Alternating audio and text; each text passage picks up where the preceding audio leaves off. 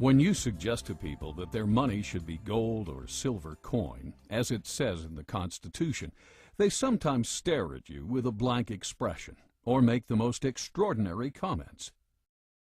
Do you feel that our paper currency should still be backed by gold or silver?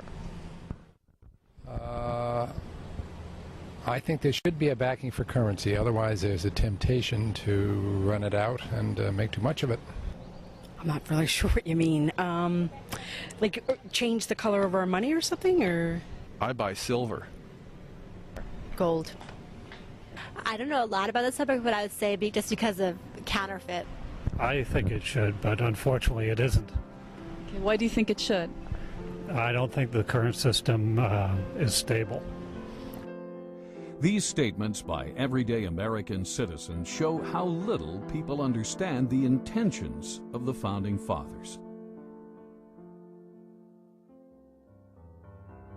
As the Constitution itself says, it is the supreme law of the land. And therefore the Constitution ranks ahead of any statutes of Congress, any statutes or constitutions, for that matter, of the states, and decisions of the courts. And any law or decision of the courts that is inconsistent with it is to that extent void. It's not a law at all. So, what's going on here? Why does the Constitution clearly state that our money shall be coin, yet we are using government-issued, supposedly official, paper dollar bills? And we can't even redeem these for silver any longer. And why does Thomas Jefferson, the very man who drafted the Declaration of Independence and co-authored the U.S. Constitution, warn us about banks and corporations? Something is off here. The Federal Reserve System, to most people, seems like it is an agency of the federal government. That's what I thought it was when I first started to research this topic. But it turns out that it's nothing of the kind. The Federal Reserve is a hybrid organization. It's a partnership between the federal government and the private banks. When you look at it deeper than that, its essence is neither as a government agency or a private company. In reality, it is a cartel. In other words, it's no different in essence than a banana cartel or a sugar cartel or an oil cartel. It's a grouping of the large private corporations in the field, banking, who have come together to create agreement between themselves to limit competition, to preserve their profits, and to make sure that no newcomers come in and take away their position. That's what cartels are always designed to do. And it's a shocking thing to realize that something as prestigious as the Federal Reserve System, at its core, is nothing more or less than a banking cartel with exactly those same objectives. The motivation for Congress to go into partnership with the elite bankers who formed the Federal Reserve is clear.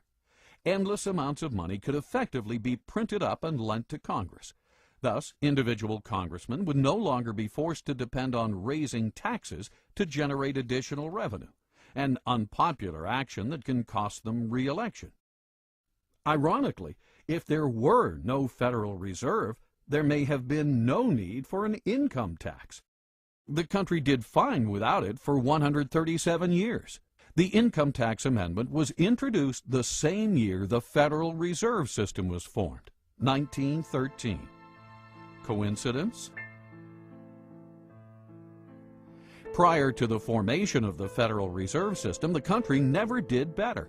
In fact, that was the problem, at least for the major banks. Capital formation, also known as savings, was happening all over America. Other than panics, many of which were caused by unethical lending practices, America was doing great. So much so, the big New York banks were losing business. But why isn't the mainstream media telling us this story? What would motivate them to refrain from a critical interpretation of banking history and the Federal Reserve System, especially today, when they broadcast critical, even intimate reports on every other aspect of life? I consider the Federal Reserve Act and the creation of the Federal Reserve as being unconstitutional. It gave the government then the power to create legal tender out of thin air, that is, to create paper money. And although they didn't do that overnight, between 1913 and 1971, that is exactly what happened. But the notion of a central bank does not fit into the Constitution. The Congress has the authority to coin money, and only gold and silver should be legal tender. And this is an absolute contradiction of the Constitution to have a Federal Reserve System and a central bank. Not a lot of American people understand it, and I would add that probably not too many people here in the Congress understand it either. I think they see it as a convenience, and I think a lot of other people see it as a convenience because they think they're protected by the type of system that we have.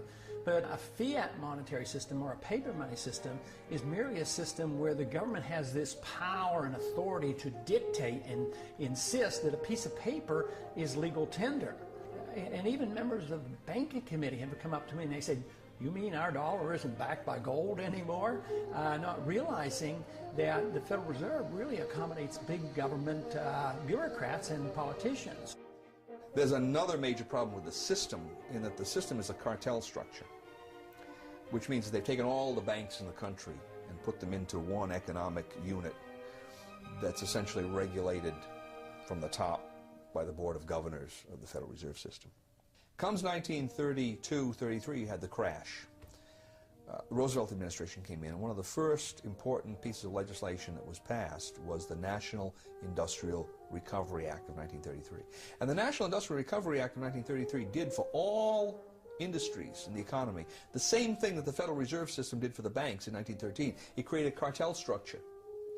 All the steel producers were in one group, poultry people were in another group, mining people were in another group, and on top of this whole thing was something that looked like the Board of Governors called the National Recovery Administration. The National Industrial Recovery Act was challenged as to its constitutionality, and a case went to the Supreme Court in 1935, the Schechter poultry case. And the Supreme Court unanimously declared it unconstitutional. They said this kind of delegation of power by Congress to private parties is, and this is an exact quote, unknown to our law, unquote.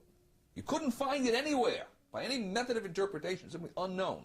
Well, the difference between the National Industrial Recovery Act and the Federal Reserve Act is essentially zero. The peculiarity here is that the Federal Reserve Act has never gotten that question to the Supreme Court. Let's take a second look at the words of Thomas Jefferson.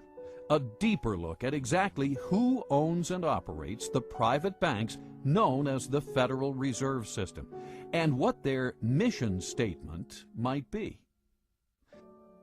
The banks and corporations that will grow up around them will deprive the people of all their prosperity.